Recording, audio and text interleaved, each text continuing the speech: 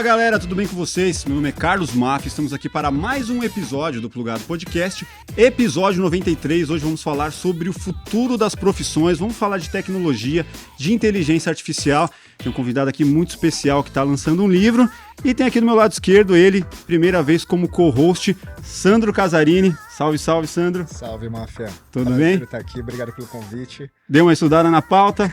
Sempre. Para quem não sabe, o Sandro é diretor, produtor, roteirista. O que mais, Sandro? Tá fazendo o que aí? Quase tudo você já falou, mas estou fazendo um projeto de animação que está na TV Cultura. É a Pet Lee, né? Pet Lee e seus amigos. E fiz agora recentemente também o livro de 50 anos de aniversário da TV Cultura. Almanac. Do Almanac Infantil. Que demais. Uma honra muito grande. Pô, já fazemos projetos aí há muito tempo e agora, primeira vez aí, tá meio nervoso, hein? Não fica nervoso não. Não, cara, primeiro podcast, né? Primeiro podcast. É isso aí. Aliás, começando bem, hein? Porra. Obrigado aí pela presença. Legal. Valeu. E eu tenho aqui do meu lado direito ele, que já é da casa, Ricardo Cavalini. Tudo bem, Marcelo? Salve, salve. Prazer estar aqui de novo, cara. Pô, agora com o lançamento do livro, como que é esse lance aí de... para os seus próximos 1000 anos, o manual de profissões que ainda não existem. É isso? É isso. Que nome grande, hein? Grande. É meu 7º livro e é um livro que eu quase não lancei, cara. Porque, acho que pouca gente sabe, mas é um livro que eu escrevi para minha filha. Minha filha tá com 17 agora. Essa coisa de estudar o futuro e ajudar pessoas e empresas a entender para onde a gente está indo e como se preparar para isso é uma coisa que eu tô fazendo a carreira inteira. A norteana, galera. Cara, a hora que eu virei pai, eu comecei a ficar preocupado com essa história, né? Porque assim, a gente tá vendo o futuro mudando cada vez mais rápido, a gente já fica difícil da gente imaginar o que vão ser os próximos 10 anos. Imagina os próximos 40, 50 que ela vai estar viva e trabalhando. Sim. Né? Quase impossível imaginar, né? Pois é, e aí eu falo, cara, como é que eu ajudo ela nessa história, né? E aí ela tá nessa fase agora de escolher profissão, que é uma escolha maldita, né? Não sei se para vocês foi difícil, mas para quase todo mundo... Minha primeira escolha foi uma escolha errada, que eu fiz ciências contábeis depois que eu vim para a área.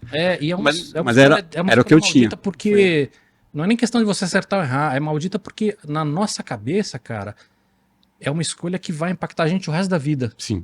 E você não tem maturidade ainda para ter essa escolha. Nenhuma. E assim, é uma coisa que, se você pensar um pouco, você fala, cara, isso aqui vai definir até com a mulher, o cara que eu vou casar, né? Porque a maior parte de nós acaba namorando e casando envolvendo com alguém no meio profissional. Então, enfim, é uma escolha muito difícil. E aí eu falei, cara, óbvio que eu converso pra caramba com ela, mas suas filhas têm que idade? Eu tenho 2 de 10 e uma de 14. Logo, logo ela vai estar nessa fase. Essa de 14 talvez você já perceba. Às vezes é muito difícil conversar com adolescente, né? E ela agora tá na decisão de vou para humanas ou vou para exatas. Pois é. Rola essa decisão na escola que precisa tomar. E aí eu falei, cara, eu acho que talvez uma das melhores maneiras de ter essa conversa de uma maneira um pouco mais profunda é escrever um livro, porque aí eu consigo organizar a minha cabeça, né, toda a estrutura do que eu acho que precisa ser discutido, e eu deixo ela lendo e a gente vai discutindo enquanto ela tá lendo e terminando cada capítulo, a gente vai conversando, enfim. Mas eu consigo passar e eu consigo fazer com que ela leia isso no timing dela. Sim. Né? Então eu escrevi esse livro para ela, acho que foi muito bom pra gente ter essa conversa e tudo mais. Aí eu peguei esse livro e mandei para alguns amigos meus que têm filhos e filhas também, alguns mais novos, alguns adolescentes, e falei, cara, o que vocês acham? Porque tem uma diferença, assim, eu escrevo a vida inteira, né? Então, mas é muito diferente quando eu escrevo um artigo para o UOL, ou para o LinkedIn, né? Ou para qualquer outro lugar, que você já tem aquela camada de se autoproteger, né? Você fala assim, puta, eu vou falar isso aqui, como é que o público vai ler? E aí você tem toda aquela maneira de se autoproteger. Você já fica pensando nas reações, né? Com certeza. Previamente. Você pensa nisso. Quando você está falando aqui, você está pensando também, putz, se eu falar essa frase, como é que ela vai ser percebida? A gente estava falando sobre isso hoje, né? Não é? Então, agora, quando eu escrevi para minha filha, cara, nenhuma dessas proteções eu tive. Sim. E eu fui brutalmente honesto. Então eu falei, cara, eu preciso mandar isso para alguns amigos, falei assim, cara, e aí? Lanço ou não lanço, né? Porque eu não conseguia ter essa leitura de se o livro vale a pena ser lançado ou não. E todos eles falam, cara, você tem que lançar esse livro. Eu falei, puta, então vou lançar. Mas acho que nada melhor também, Ricardo, do que você lançar para um público maior uma coisa que você fez com tanta honestidade, né? para a pessoa que você mais ama no mundo, que é a sua filha. Então, né, mas não é. acaba Mas transparecendo essa honestidade mas pro não é, resto, né? não é tão fácil assim, né? Não, as reações são imprevisíveis. Imprevisíveis. Mas, e aí eu resolvi escrever, porque assim, eu acho que vai ser, a ideia não é cagar verdades, nem criar regras absolutas e fórmulas mágicas, mas eu acho que ele vai ser muito útil para pais, mães, avós, tios, enfim, e adolescentes, como uma maneira de poder ter essa discussão de uma maneira estruturada, entendeu? Porque eu tenho muito amigo, cara, como o meu negócio é isso, é muito comum eu conversar com executivos, né, ou com amigos, e eles me fazerem essa pergunta, cara, como é que eu preparo meu filho para esse futuro? Sim. Né? E agora com os amigos e amigas da minha filha, cara, às vezes você vai levar, buscar numa balada alguma coisa, você escuta, você, e aí, puta, vou fazer arquitetura, mas não sei se a IA vai matar meu negócio. Ah, puta, eu ia fazer programação, mas não sei se vai ter programação daqui a 5 anos. Então eu falei assim, cara, acho que é uma maneira que vai ajudar essa molecada e os pais a refletirem sobre o assunto, mais do que escutar o que eu tenho para falar. Sim. Né? E poder ter uma conversa juntos, né? Porque muitas vezes eu falo assim, cara, não sei nem como ter essa conversa com meu filho. Sim. E quando você me mandou, você me falou do lançamento, eu tive a oportunidade também, porque você me mandou o PDF, eu achei, puta, sensacional, gostei muito mesmo, bom, muito foda. E eu me identifiquei muito ali com você escreveu para sua filha, eu tenho filha, já vi, e na hora, inclusive, eu falei, pô, vamos fazer um episódio, porque é um episódio que vai ser muito útil pra galera, a galera vai se interessar, porque muito do que a gente quer passar aqui é instruções sobre, pô, como agir, como, não é cagar regra, né, como você falou, mas assim, de uma certa forma, passar caminhos que possam, pô, seja na psicologia, seja em diversas áreas aqui de desenvolvimento pessoal que a gente imagina. Então, assim, pensando não só nos pais, não só nos filhos, mas num profissional de hoje, que não sabe se a profissão dele vai existir daqui a 10 anos, né? Para a gente começar, qual profissão que você imagina que vai deixar de existir aí nos próximos 10 anos? Essa é uma coisa que agora que eu divulguei o livro, muita gente tem me perguntado, né? O livro faz sentido para mim, né? Eu que não tenho filho, faz sentido, eu já tô na profissão. Então eu falo, cara, se você não vai se aposentar nos próximos 10 anos, faz. Sim. Né? Ainda que o livro seja um pensamento mais de longo prazo, mas muito do que está lá faz sentido. Em relação à profissão, o que eu acho que a gente tem que talvez mudar o raciocínio, porque antigamente a gente tinha um planejamento de longo prazo visando o fim. Ah, eu vou ser médico, vou ser engenheiro, vou ser advogado. Vou me aposentar. Vou me aposentar quando eu tiver 30 anos, quando eu tiver 50 anos, enfim. Tá impossível você dizer o que vai ser, o quanto cada uma dessas profissões vão ser impactadas e quais vão surgir. A gente viu isso com a internet. Era muito difícil em 95 você dizer que o mercado de táxis como é que ele ia ser impactado pela internet. Sim. Mas era possível dizer, cara, todos os mercados serão impactados. A gente não sabe o quanto vai ser o mercado de táxi, o quanto vai ser o mercado de varejo, o quanto vai ser a indústria de alimentos, mas todos eles serão impactados, porque a gente conseguia já entender que aquela tecnologia teria um impacto não só em mudança de cultura da sociedade, mas comportamento do consumidor e do ambiente de negócio. Então, tem um agravante, né, Ricardo, que é assim, não é só que profissão nova que vai ser criada, é o quanto tempo ela vai durar também, porque as mudanças estão cada vez mais rápidas, a gente estava falando disso hoje também, né, Mafia? Como tá rápido essa Sempre teve um discurso de que assim, na minha época era diferente. Bom, você ouvia o seu avô falando sobre isso, seu pai falando sobre isso. Muitas vezes até eu me pego falando sobre isso, da minha época era diferente. Eu acho que toda geração vai falar isso, mas com qual velocidade esse era diferente vai passar a ser? Por isso que eu acho que o caminho não tá a gente ficar preocupado em qual profissão vai surgir, qual profissão vai morrer. Obviamente que é importante também fazer essa reflexão, mas ela não é a principal. A principal é como é que eu me preparo para um mundo em constante mudança. E um mundo que, na minha visão, um mundo onde muito provavelmente eu vou mudar de carreira no meio da vida. Mais de uma vez, talvez. Provavelmente mais de uma vez. Sim. E, além disso, muitas pessoas terão mais de uma profissão simultaneamente. Então, como é que eu me preparo para essa história? E mais, quais as características ou quais as habilidades, quais os conhecimentos que serão importantes para eu ter que valem para qualquer uma dessas frentes? Né? Então, tem coisas que a gente já sabe. Então tem coisas que já dá para a gente começar a trabalhar desde já. Né? Vamos listar alguns desses conhecimentos. Por exemplo, criatividade. Sim. Né? É uma habilidade ou é uma característica? Essa é uma das discussões. E aí o que eu defendo no livro é que não é uma característica assim, eu sou criativo. Não, você pode até dizer, eu sou mais forte, eu sou mais ágil, eu sou mais criativo. Todos nós temos diferenças, mas as pessoas normalmente olham isso de uma maneira binária. Eu sou um cara criativo, eu não sou um cara criativo. Eu sou uma mulher criativa, eu não sou uma mulher criativa. Tipo, eu sou de matemática, eu não sou criativo. Eu sou de humanas ou de exatas. Então, sempre assim, eu acho que é uma besteira, entendeu? Então, eu acho que a partir do momento que a gente...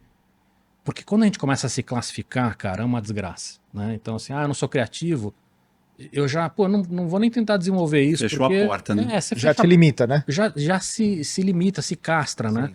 Então, criatividade é uma dessas questões. Relações interpessoais, talvez?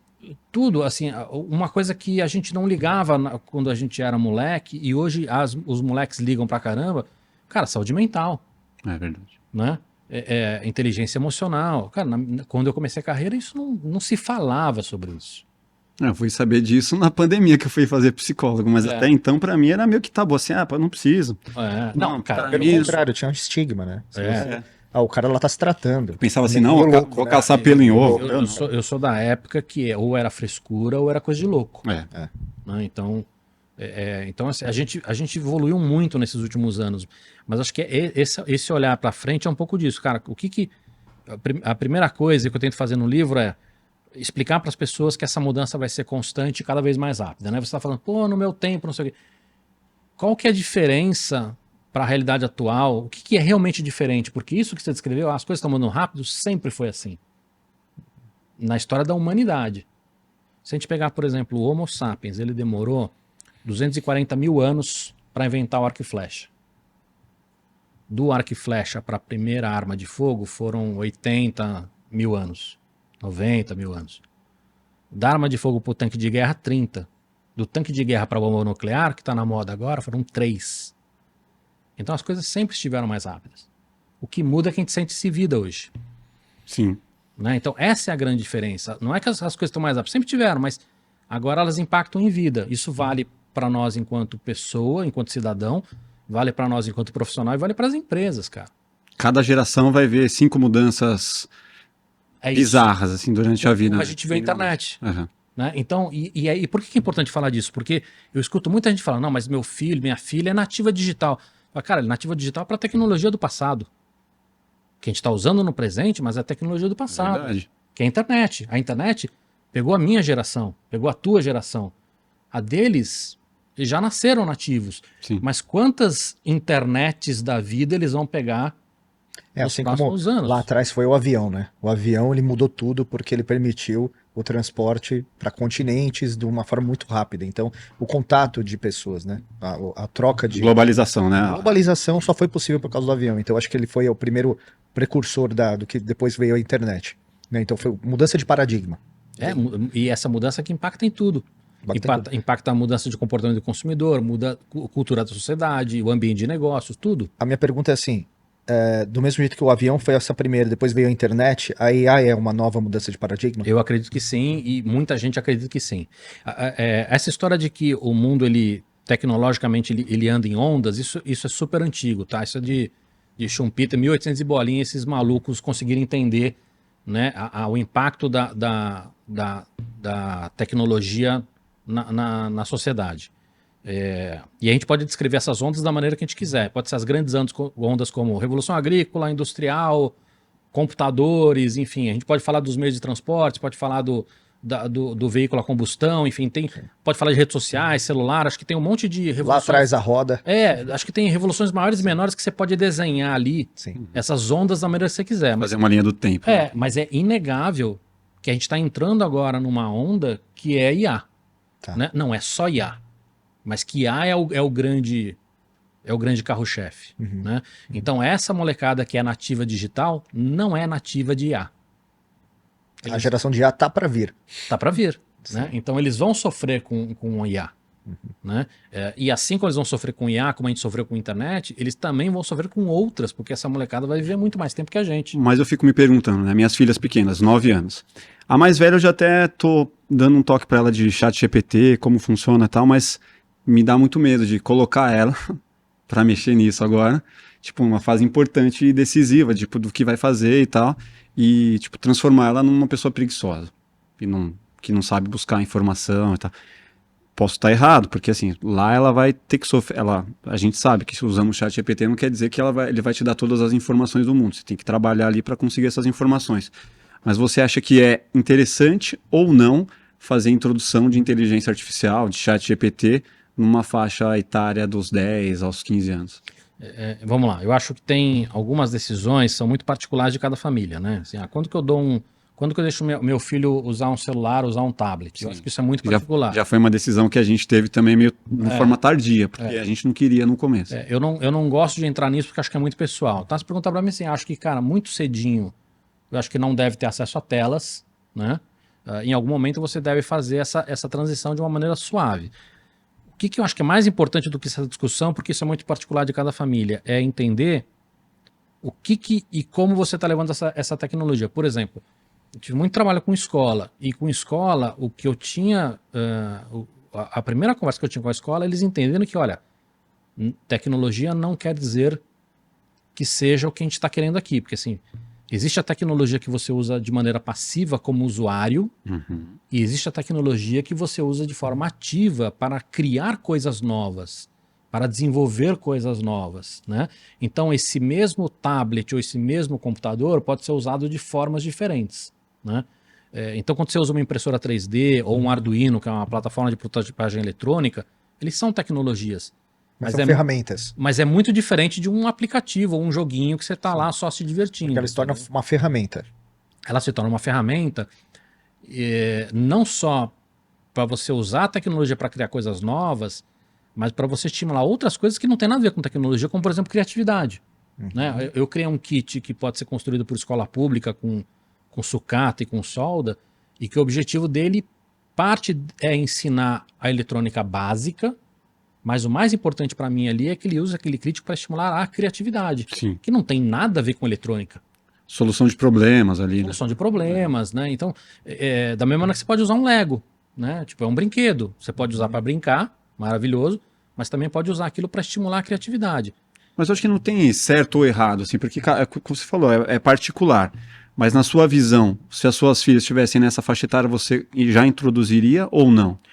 Sim, mas a questão é como introduzir, né? Sim. Uma coisa assim, ó, tá aí, usa aí, brinca aí. Outra coisa é explicar o que é a IA, como é que ela funciona, quais os limites, quais as possibilidades. E aí entra uma dificuldade, né? Porque muitos dos adultos não sabem isso. Então, uma das coisas, apesar de não ser um livro de tecnologia, um livro feito para leigos, um dos cuidados que eu tive é explicar o que são algumas dessas tecnologias e por que elas vão ter um impacto muito grande no mundo. Né? Então, tem lá o que é CRISPR, por que vai ter impacto, o que é inteligência artificial, por que vai ter impacto, o que é impressão 3D, por que vai ter impacto. Né?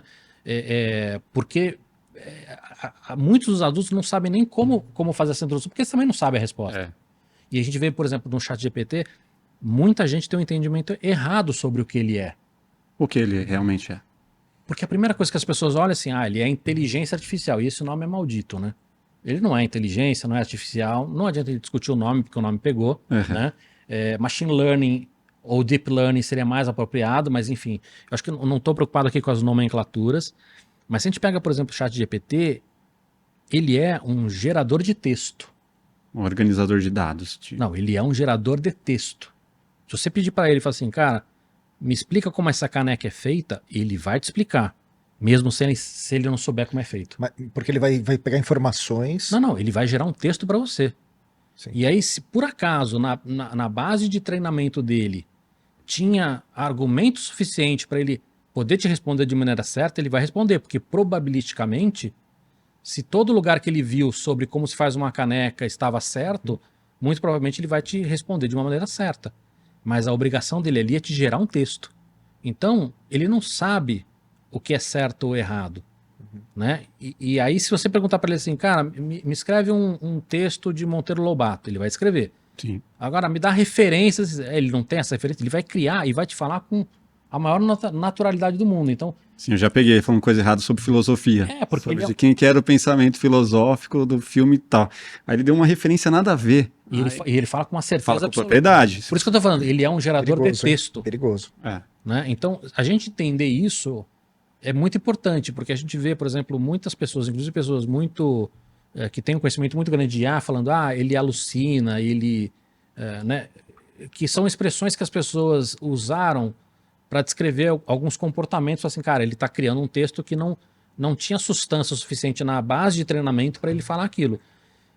Mas o que eu tenho falado para as pessoas assim, cara, ele não chuta, ele não mente, ele não alucina.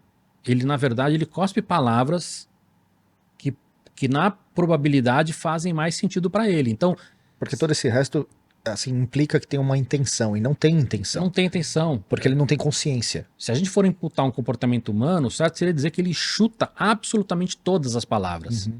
Mas como ele teve um bom treinamento, uma boa parte desses 99,9% vai ser correto. Ou 70%. Ele vira um bom batedor de falta. Cara, treinado. Exatamente. Né? Bem. Mas é importante a gente entender isso. Então, a partir do momento que a gente entende isso, fala assim, pô, para que eu vou usar ele? Para algumas coisas faz sentido, para outras não. Então, por exemplo, fazer uma pesquisa na internet não faz sentido você fazer com ele. Uma pesquisa básica. Até porque ele tá datado ali, né? Ele tá datado. Agora, tem algumas coisas que fazem. Por exemplo, puta, eu lembro uma frase, cara, é uma frase muito famosa, e que ela falava sobre caneca e microfone, e tinha um significado sobre amizade. O ChatGPT, qual é a frase famosa que fala... Cara, você não consegue procurar isso no Google. Sim. Ele vai aparecer lá um milhão de resultados. A chance dele acertar, porque é uma frase famosa, é muito grande. Ele fala, cara, essa frase é assim, a caneca e o microfone estão tão distantes da amizade quanto não sei o quê. Essa frase é do Einstein. Aí você pega aquilo e fala assim, puta, beleza, deixa eu ir no Google agora. Sim, me certificar. E mesmo que ele não acertar, ainda você tem a opção de pedir opções. Tem alguma outra, né? E aí ele te dá mais opções. Então, quer dizer, para isso ele é muito útil, porque o Google seria muito ruim se perguntar isso. Cara, qual é a frase da caneca? Puta, o Google não vai... O rolê que você ia fazer para chegar na resposta. Ele vai lá no SEO, lá te dá várias coisas. É isso. Então, obviamente que essas coisas estão evoluindo, né? Então ele começa a ter agora os plugins de busca, né? Então você começa a ter algumas evoluções. Mas me impressiona você falar que ele não é inteligência artificial, porque para mim... Ele é inteligência artificial, que eu digo assim, a palavra inteligência é uma palavra ruim e o artificial é uma palavra ruim, porque ela leva as pessoas a ter um entendimento errado do que são essas ferramentas, seja o ChatGPT ou seja qualquer outra. Mas o que é a real inteligência artificial? É um termo para descrever todas essas ferramentas que usam esta maneira nova de se programar. Sim. Que é diferente, porque assim, normalmente um software... A maneira mais simples que eu gosto de explicar a inteligência artificial é o seguinte, olha, imagina que a inteligência artificial é um software, mas ele é um software 2.0, ele é muito mais evoluído do que os softwares convencionais. E ele é muito mais evoluído porque o software tradicional, você programa ele para fazer o que você quer. Fala assim, olha, se o cara apertar esse botão, faça isso. Se o cara escrever isso, faça aquilo. Sim, start, stop. Se o cara né? Se o cara escreveu aqui, busque tênis azul, você vai nesta base de dados aqui, neste campo aqui, que é a cor, e procure os campos que tem azul. Pega a resposta e mostre para ele as fotos dos tênis azuis. Sim. Você programa, né? Na inteligência artificial, você não programa, você treina. Você diz para ela, isso aqui são fotos de gatinho. Aprenda o que são fotos de gatinho, e aí eu vou te mostrar depois uma outra foto e você vai me dizer se é um gatinho ou não. Base de dados, você alimenta uma base de dados. E você não fala para ela, olha, isso aqui é uma foto de gatinho, porque esse pixel aqui é azul, esse pixel aqui é branco. Você dá fotos de gatinho e ela vai pegar aquilo, analisar aqueles dados estatisticamente e ela vai conseguir entender qual é o padrão que existe para dizer que aquilo é um gato ou não. No chute. De novo, no chute, porque ela vai por tentativa e erro. Estatisticamente. Então, sim, estatisticamente. Ela vai falar, isso aqui é um gato, mas na verdade ela está falando, cara, isso aqui é 91% gato. Né? Ou isso aqui é 98% gato. Né? É que não faz sentido a inteligência ficar dando esses números para vocês. Então, já ela te dá a resposta. Ela te dá a resposta. Né? Isso não é muito diferente como um ser humano aprende o que é um gato. Né? Como é que sua filha pequena sabe que é um gato? Porque ela viu gatinhos e falou, isso é um gatinho, isso aqui é um uau, isso aqui... E ela vai aprendendo. Isso aqui é um tigre. Isso aqui você vai levar num zoológico e fala assim, é um gato. Não, esse aqui não é um gato, esse aqui é um tigre. E ela, na cabeça dela, ela vai montar esse modelo mental do que é um gato. Né? Mas se você perguntar para ela ou para você, cara, mas me descreve um gato, você vai começar, puta, ele tem orelha. Não, mas o cachorro também tem. Não, mas a orelha dele é mais pontuda, mas o tigre também tem. É muito difícil a gente descrever o que é um gato, mas o nosso cérebro é muito capaz para montar padrões. Sim. Né? Então a inteligência artificial ele é um software evoluído que tem uma capacidade muito grande de entender padrões e com isso permite que a gente faça programações muito mais inteligentes. Eu num software tradicional eu não consigo botar uma câmera de segurança e falar se alguém cair, chame a emergência. Mas o que é alguém cair? Agora, uma câmera com inteligência artificial, você consegue dizer para ela, se alguém cair, porque você já treinou para ela, isso aqui é alguém caindo. Sim. Isso aqui é alguém que saiu da vertical, foi para horizontal, chama a emergência. Tipo, você manda imagens para ela e treina ela, fala, isso aqui é pessoas caindo, isso aqui é pessoas acordadas, isso aqui é pessoas dormindo. Mas Ricardo, é engraçado assim, você falou programações mais inteligentes. Você acha que já não está embutido esse lance da inteligência? Esse conceito da inteligência já não está embutido erroneamente, que nem você falou. De repente não é aquela programações mais inteligentes, programações mais capacitadas, talvez. É que assim, é uma punheta discutir a nomenclatura que não faz tanto sentido, mas Sim. Muita gente tem um entendimento errado a hora que você usa a palavra inteligência. Porque as pessoas remetem àquilo, putz, aquilo é consciente, tão inteligente quanto o ser humano, ou ele é consciente. Então, obviamente você tem ferramentas de IA muito poderosas, mas ao mesmo tempo você tem chatbots hoje de empresas que são alimentados com IA e eles são mais burros que essa caneca. Entendeu? Sim. Porra, mas não é inteligência? Ele é um software que Pega a inteligência artificial do Bradesco. Pô, a coisa mais burra que tem. Aquela Bia lá. Eu nunca usei, mas assim, você tem muito, entendeu? Muito você boa. tem muito isso. Você tem. Bradesco não é patrocinado. Foda-se, Bradesco. Não quero Bradesco. Mas esse é o ponto, entendeu? Assim, você. E não só isso, né? Tem muita gente usando o termo porque ele tá na moda. Sim. Então você tem muitas empresas que falam assim: nosso sistema usa IA, não sei o quê, e não usa. Né? Mas acho que o problema do nome é que ele leva entendimentos errados para os leigos, entendeu? O leigo fala assim, pô, isso aqui é inteligente? Então você tem uma expectativa de que aquilo... E essa expectativa pode levar a confiança, que pode levar a erros complicados. O ChatGPT é muito isso, cara. Você vê notícias e notícias assim, o ChatGPT falou isso. Aí você lê a notícia e fala assim, e daí? Uhum. Tipo, a mesma coisa que uma criança de 2 anos falar. Não tem relevância nenhuma. A previsão da Copa, né? Tal time vai ganhar a Copa, baseado em estatística. Mas olha que loucura. Quando deu que o Brasil ia ganhar a Copa, e saiu, acho que foi na Copa retrasada, eu fui lá e busquei busquei o sistema que tinha feito isso, fui estudar o case dos caras. Menos credibilidade que o povo. Sabe qual era a porcentagem que a IA dizia que o Brasil ia ganhar a Copa? Era tipo 22% e a França 19%.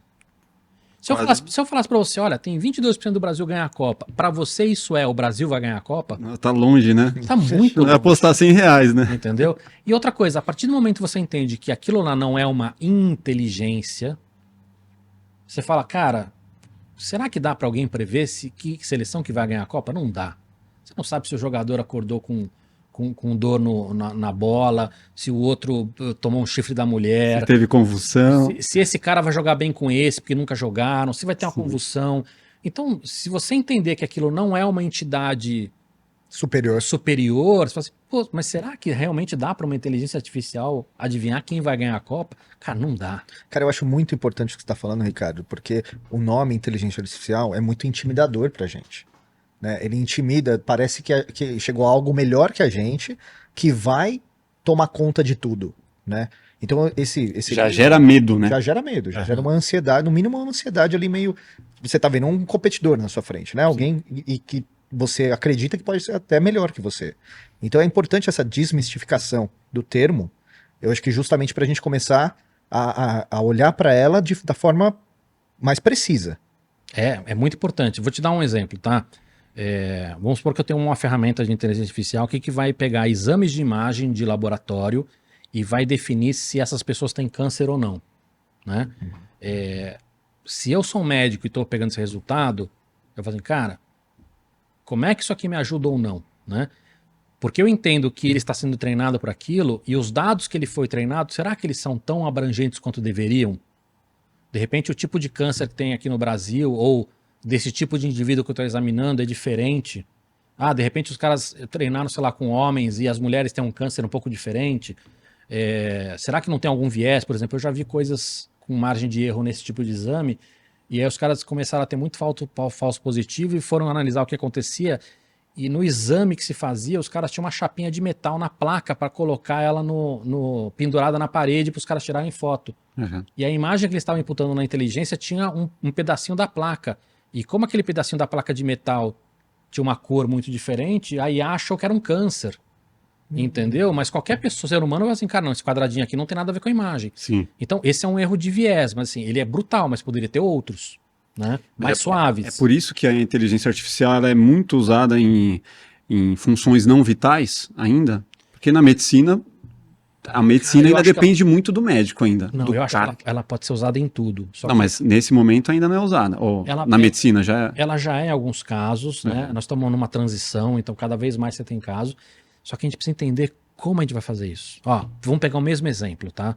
Imagine que eu vou implementar essa ferramenta e ela tá super redondinha, mas assim, nunca vai estar perfeita. E eu vou implementar isso no SUS, por exemplo. Que os médicos, cara, não tem tempo, tem muitos pacientes, não tem tempo para nada. Sim. Nem todos são muito bem treinados. Vai ser o braço direito dos médicos. Isso. O que vai acontecer a hora que eu começar a mandar para os médicos e dizer o que tem câncer e o que não tem? Cara, depois de 2 meses, o primeiro dia, a primeira semana, o médico fala assim, não vou confiar nessa história aqui, né? Aí ele começa a olhar, pô, não, tá acertando. Cara, passou uma semana... Já bota na conta do... Ele vai assumir que 100% do que a IA falou é verdadeiro. Sim. Então, o que algumas empresas estão começando a implementar? No lugar dela só passar para o médico quais têm câncer ou não, ela começa a jogar isso com uma margem de erro. O médico tem que dar o resultado. Fala assim, olha, esses aqui são os que têm maior probabilidade de câncer.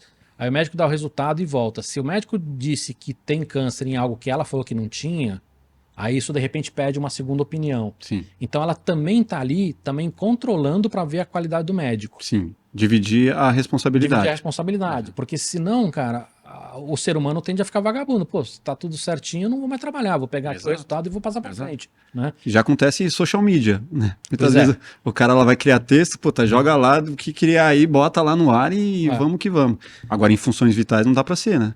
Por isso que é muito importante a gente entender qual é a limitação e qual é a capacidade dela e pensar, puta, que parte que a gente usa, como a gente usa, como é que a gente implementa. E assim vai, sabendo que a gente vai lidar com humanos. Já vou aproveitar aqui o gancho da saúde, né?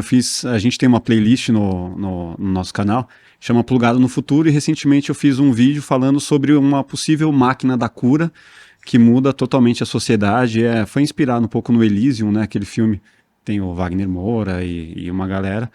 E eu queria entender de você, como você vê o futuro com uma possível máquina da cura, ou como que você vê o futuro da medicina? Assim, como... Cara, tá evoluindo de uma maneira muito absurda. E como eu falei, não é novo. Há um pouco mais de 100 anos, o ser humano não sabia o que era tipo sanguíneo. Pensa, minha avó, quando não tá viva hoje, mas quando era pequena, se precisasse de uma transfusão de sangue, não sabia se era O negativo. Os caras iam fazer uma loteria. Sim. Né? RH, né? Depois. Então, se a gente olhar agora, nós estamos começando a fazer agora os primeiros, nós seres humanos, né? Estamos começando a fazer os primeiros exames clínicos de sangue feito em laboratório. Sangue que não foi tirado de alguém, foi criado em laboratório. Sintético. Não é sintético, porque é sangue. Né? Célulazinhas que a gente falou, isso aqui vai virar sangue tipo O, esse aqui vai virar sangue tipo A. Reprodução mesmo. Tem uma reprodução assim como a gente faz medicamentos, né? A gente está fazendo agora sangue. Né? Obviamente que isso ainda demora, vai ser testado, aí os primeiros sangues que vão ser gerados de sangue raros, mas se a gente projetar para o futuro, não vai mais fazer sentido em longo prazo as pessoas doarem sangue. Sim. Né? Porque o nosso sangue doado, você pode ter doença, o nosso sangue tem células novas e células velhas, então, por exemplo, quem precisa de hemodiálise ou quem precisa fazer transfusão de sangue com frequência, se você pega um sangue de alguém, esse sangue vai durar menos no seu corpo, porque muitas células dele são células velhas. Sim. Esse sangue feito em laboratório, células são todas novas, então ele vai durar mais no corpo humano. Né? Que demais isso. Então, assim, a troca de óleo. Se você for pensar o quanto a medicina já evoluiu, já é um absurdo. Se a gente for olhar para frente, cara, é assustador como isso vai ficar bom. Você já tem hoje tratamentos à base de CRISPR, que é uma edição genética do futuro, que curam alguns tipos de câncer com 98% de certeza de sucesso. Então a gente já tem a cura de alguns cânceres através de CRISPR. Só que são tratamentos que custam 10 milhões de dólares. Mas esses tratamentos, em alguns anos, estarão acessíveis. Então, é óbvio que não dá para dizer que a gente vai ter uma máquina de cura para curar tudo, mas a gente vai ter, para as nossas filhas, cara, pensa que tua filha tiver 80 anos, quantos anos terão passados? Já vai ter impressão de órgão humano com impressora 3D. E a expectativa de vida já vai estar em 120, provavelmente. Então, será? Assim, Talvez. Provável. Porque assim, eu lembrei agora também da cura do novo tratamento do câncer, que também está muito caro, que ele tem uma taxa de sucesso absurda, né? E a USP está fazendo uma pesquisa agora tentando baratear, porque ele só é aplicado em 14 países pelo alto custo. Aqui no Brasil, na rede privada, ele custa 2 milhões esse tratamento. Mas assim, tem casos de cura de casos desacreditados. É isso. Né? Assim, então, assim, a gente tá falando de uma coisa agora. Sim. Tem um tratamento de câncer que, com uma taxa de cura de mais de 60%, de remissão de 80% e mais de 80% de cura total, de alguns tumores muito avançados, inclusive. E a gente está falando disso agora, tentando ser barateado de um custo de 2 milhões. Mas daqui a alguns anos, esse 2 milhões vai virar 200 mil e depois vira 20 mil. É isso. Sim. Tem que pensar que nossas filhas vão usar isso. Sim. Né? O que a gente tem que fazer agora na sociedade é investir tempo, atenção e carinho para que não seja daqui 80 anos, seja daqui 20, daqui 10. Né? Agora uma conclusão que eu cheguei diante de todas as pesquisas que eu fiz, que muito provavelmente o que vai mudar mais rápido do que todas essas soluções, né, essas curas, é a forma de você identificar os problemas, né, o laboratório. E você conseguir encontrar cada vez mais rápido o que essa pessoa pode ter durante a vida. Isso já rola hoje. Você já tem um negócio chamado autópsia líquida que você consegue, através de exame de DNA do sangue humano, detectar câncer 5 anos antes do que alguns exames. Isso é genial, cara. Né? Então, assim, é isso que eu tô falando. Se a gente olhar os últimos 100 anos, cara, a medicina, a gente acha que ela a medicina ainda tem muito para evoluir. Óbvio que tem. Mas a hora que você olha 100 anos atrás, a impressão que a gente tem é que a gente tava na Idade Média, cara. Tava no medieval, entendeu? Sim, realmente. Então, já evoluiu de uma maneira absurda. Nas próximas décadas, essa evolução vai ser mais rápida ainda. Então, cara, óbvio que não dá para dizer que a gente vai ter uma máquina de cura, mas a gente vai ter uma evolução assustadoramente boa. Bizarro. Bom, voltando um pouco lá a gente falou de criatividade, a gente falou de inteligência emocional e aprender programação. Você acha que é alguma coisa indispensável para o futuro? No livro eu falo sobre isso, e ainda que eu acredito que a gente vai ter, já tem, né? Ainda não está perfeito, mas você já consegue usar essas ferramentas de IA para programar para você, né? Não dá para substituir um programador, mas elas estão muito avançadas e em muito pouco tempo elas vão poder substituir. Mas eu acho que é importante aprender a programar porque, novamente, não é a questão de usar a tecnologia pela tecnologia, mas qual que é o teu ganho ali? De entendimento de lógica, entender como as coisas funcionam, né? Estimular, inclusive, a criatividade, como você faz isso. Então, eu acho que é muito importante que a gente aprenda a programar por causa dessas coisas, não pelo fim, mas pelo meio. Né? Então, eu acho... Entender como funciona, né? Cara, assim, é a maneira como o mundo funciona, né? Então, você entender... Porque hoje tudo tem tecnologia. Então, você entender de programação, você passa a entender muito mais sobre como as coisas funcionam. Né? Acho que não só programação, mas, por exemplo, eletrônica... Entender o básico da eletrônica também ajuda você a entender como as coisas funcionam. E aí, a partir do momento que você entende como as coisas funcionam, você também consegue não só pensar em como elas podem melhorar, como é que você pode melhorar um ar-condicionado, como é que você pode melhorar um computador, como é que você pode melhorar um microfone. Que é o lance de ter bagagem, né? Que como você pode pensar em evoluir algo se você não tem nenhuma bagagem, se você não tem critério, né? É isso. O que parâmetros. A gente falou sobre, a gente já trabalhou junto há muito tempo em produções que na época a gente pegava na videoteca o banco de imagem para poder montar vídeo. E, cara, hoje você tem todo o banco de imagem disponível, só que muitas vezes a galera não tem critério para conseguir selecionar imagens porque não tem bagagem. É isso. Se você pegar duas pessoas e ensinar a usar um Midjourney da vida, que é, por exemplo, uma IA que faz imagens novas. Uma dessas pessoas é um fotógrafo. E a outra é uma pessoa que não é um fotógrafo, não é um designer, não é um diretor de arte. As duas vão ter o mesmo treinamento da ferramenta de IA.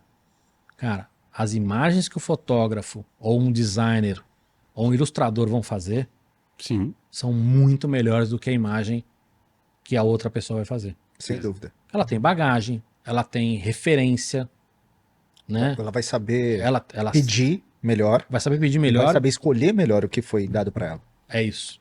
Ele consegue falar, pô, usa uma lente 35mm, pega o estilo Rembrandt, puta, o cara vai alimentar ele com a informação talvez certa. isso no futuro vai ser importante, Ricardo. O conhecimento vai fazer a diferença? Eu acho que já faz hoje toda a diferença e vai continuar fazendo. Cada vez mais. Até porque, assim, não dá mais pra gente ter aquela visão antiga, e é antiga já, tá? Muita gente já entendeu isso, de que você estuda para depois aplicar o que você estudou. Não tem uma profissão hoje, e nenhuma no futuro vai ser assim, que você não tenha que estar constantemente aprendendo. Atualizado. Não tem. Sim. Antigamente tinha essa coisa, né? Você vai lá, estuda advocacia, e aí você aplica a advocacia. Sim. Né? Por que muita gente fala, não, medicina não? Porque medicina você tem que estudar muito e tem que estudar o resto da vida. Hoje, cara, que profissão que você não tem que estudar o resto da vida? Sim. Né? Tem uma coisa também, assim, uma impressão falsa que eu acho que a IA tá causando, que é assim, ela vai tomar conta do mundo e a gente vai ficar bebendo caipirinha na praia pro resto da vida, né? Sim. A gente não vai precisar fazer mais nada porque ela vai automatizar tudo e a gente só vai ficar... Eu acho que não é bem por aí, né? Não é.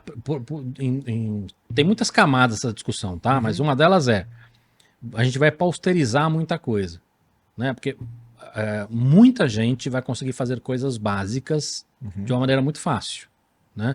Hoje todo mundo tira foto.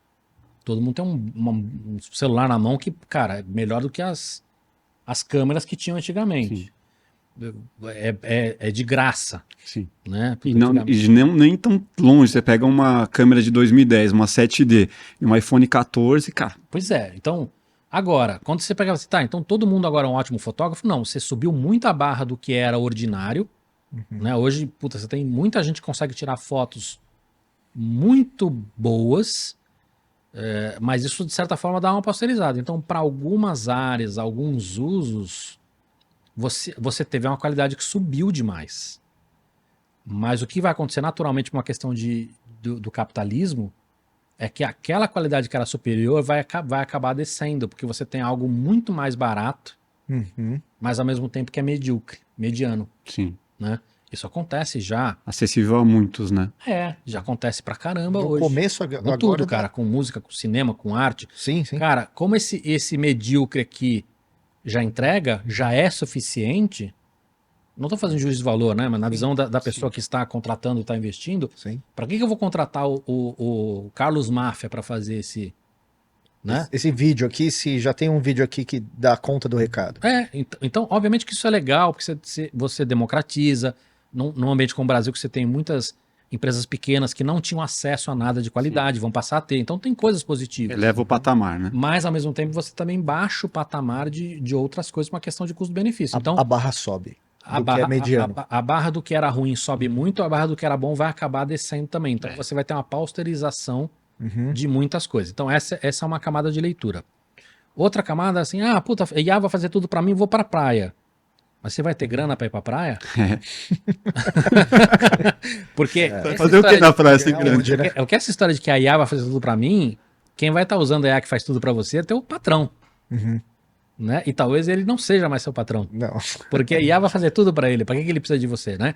Então, obviamente que tô desenhando aqui uma visão mais aí, se distópica, mas... Se a gente tiver a renda universal proposta pelo Elon Musk, né, a gente vai ter uma graninha todo mês para gastar na praia.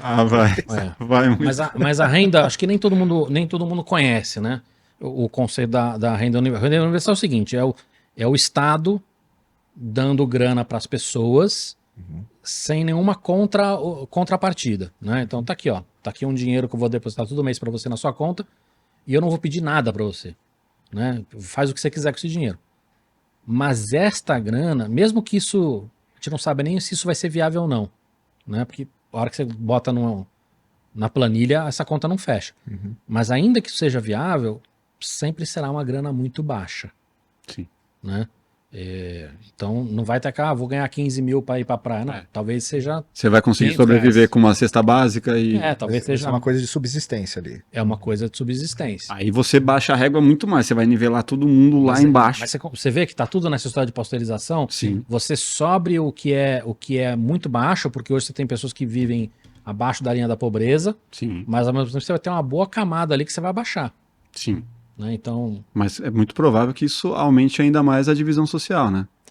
Porque você vai ter muita gente também vai se acomodar em viver com... Eu não sei se vai se acomodar, tá? Acho que é uma outra discussão. Mas talvez muitas pessoas não tenham opção. Sim. E o que a gente vê na história da humanidade é que a tecnologia deixou tudo melhor. Tem menos doença, tem menos guerra, tem menos fome, tem mais conforto também. Tem mais né? conforto. Porque ser pobre hoje é diferente de ser pobre 50 anos atrás. Né? Eu não tô dizendo que a situação é boa, tá? Não é isso, mas quando você compara hoje a décadas atrás, o mundo está melhor. Mas tem uma coisa que não melhorou, que é a história da desigualdade. Sim. Isso está piorando, né? Então, se a gente for olhar este passado para viver o futuro, o que você está falando aí é verdadeiro, vai aumentar a desigualdade. Né? Esse gap vai aumentar. Sim. Então, o que nós, enquanto sociedade, deveríamos fazer é, cara, dado esse cenário que a gente está vendo, como é que a gente trabalha para minimizar os problemas que essa transição vai acontecer e como é que eu boto combustível para maximizar as qualidades do que isso pode trazer para mim, seja de conforto, de melhorar a economia, então assim, como é que eu revoluciono a educação, como é que eu fomento o empreendedorismo, como é que eu crio legislação para evitar, né, os males que isso traz. Então, o grande problema do mundo é que nós estamos discutindo se menino veste azul, veste rosa, né? Sim. Então, a gente precisa levar um pouquinho o nível dessa discussão. Agora pensando num adolescente que tá vendo isso até aqui, ele tá, fritando num... O que eu faço, Cavalini? Meu livro. Isso aí já é básico, tem que comprar porque vai ver de cabo a rabo. Mas me ajuda, Cavalini, me dá uma dica, o caminho que eu devo tomar. Cara, eu acho que uma das coisas que a gente já falou aqui é uma coisa que eu tenho sentido que tira um pouco o peso do ombro dessa molecada. Porque muitos deles encaram que essa decisão é uma decisão pro resto da vida. Né? Eu vou virar engenheiro, eu vou virar arquiteto. Só o fato deles entenderem, cara, não é uma decisão pro resto da sua vida, acho que já tira muito o peso do ombro deles. Sim. Não quer dizer que você pode mudar de ideia a cada 3 meses, porque acho que essa é uma das coisas que... Mas minimamente é uma decisão para 4, 5 anos fácil, né? Eu não quero falar tempo, cara, mas assim, a gente precisa ter mais resiliência. Sim. Porque a gente precisa entender que existe uma curva de evolução que eu preciso galgar. Isso vale para tudo, cara. Seja para você emagrecer, para você virar o melhor esportista de vôlei, o melhor desenhista. Para ser um diretor de cinema. Para você que quer subir na vida financeiramente, não importa, cara, não tem mágica. Obviamente, o cara ganhou na loto, o outro... Óbvio que tem essas situações, mas elas são tão raras. Sim. Que você não pode contar com isso. Então, é preciso também ter uma resiliência, né? Então, não entenda que, você pode mudar. Entrei agora, vou mudar. Não é assim. Não cria casca, né? E além do tempo de evolução, ainda tem um tempo de maturação para você se acostumar com aquilo que você está fazendo também. Né? Porque tem muito disso. Às vezes a pessoa começa a fazer uma coisa e ela desiste rápido porque saiu da zona de conforto. Então, para aquilo se tornar confortável para você, demora um tempo. Você tem que ter essa resiliência para que aquilo se torne parte de você. E você entender que o que você aprende numa carreira, numa profissão, num emprego, você leva para o outro. Né? Então, isso é muito importante. Você não está jogando fora esse caminho. Obviamente que você tem que estar nesse caminho tempo suficiente para aquilo ter um ganho para você. Sim.